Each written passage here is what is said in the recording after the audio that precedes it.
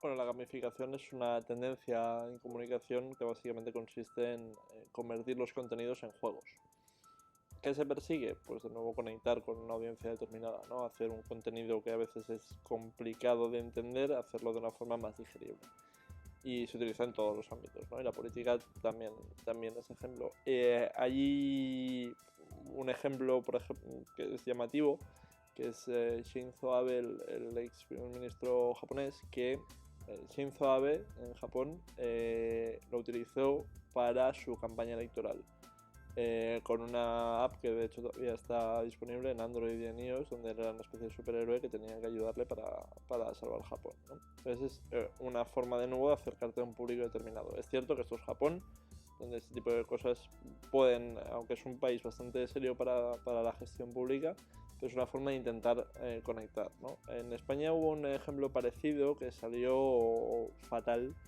Es cierto que no era del todo responsabilidad del partido, pero fue cuando Alicia Sánchez Camacho, la expresidenta del PP de Cataluña, bueno, no ella directamente, sino las juventudes del partido, lanzaron un jueguecito en Flash donde ella, ayudada de la gaviota, creo recordar que era la gaviota Pepe, tenía que salvar Cataluña de la amenaza, en fin, nacionalista y demás. El problema es que, entre otras cosas, también capturaba inmigrantes. Entonces, claro, era toda una caricatura, pero claro, fue como tremendamente polémico porque no solo estaba, o sea, por un lado estaba intentando enseñar una imagen simpática y divertida de acercarse a los jóvenes de una candidata que tampoco era especialmente carismática, pero claro, se pasaron de pisada, ¿no? Y metieron ahí la parte de inmigración y demás, que además en Cataluña en esa época era un tema bastante sensible, bastante complicado. Y bueno, tuvieron que retirarlo, hicieron una nueva versión donde ya no se perseguía a los inmigrantes ilegales, sino a las mafias, ¿no? Entonces consiguieron blanquear un poquito el juego y demás, pero ya el daño ya estaba hecho, ¿no? Entonces, bueno, de nuevo es lo mismo, ¿no? Hay que tener cierta capacidad de control de daños si haces algo de ese estilo.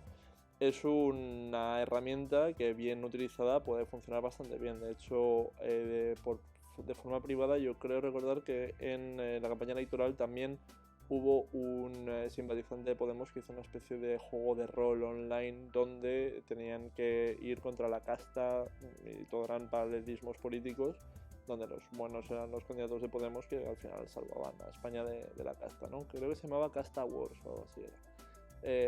Ejemplos hay, ¿no? Normalmente no desde los partidos, no desde las instituciones, pero sí desde redes similares, ¿no? Simpatizantes, bases, etcétera, que lo utilizan para intentar, pues esto, regularmente acercar un candidato al público. Había otro último ejemplo que era como una especie de, pero esto no recuerdo quién lo hizo, era como un juego de preguntas y respuestas, así buscando la investidura de Pedro Sánchez. Pedro Sánchez busca la investidura, entonces tú elegías las opciones, era como un elige tu propia aventura y, por ejemplo, entrabas en los despachos pidiendo apoyos, ¿no? Entonces había trozos realmente hilarantes hablando pues con Alberto Garzón y haciendo rimas del lema del Partido Comunista y demás, entonces era como una prueba de si te lo sabías conseguías su apoyo, si no, no.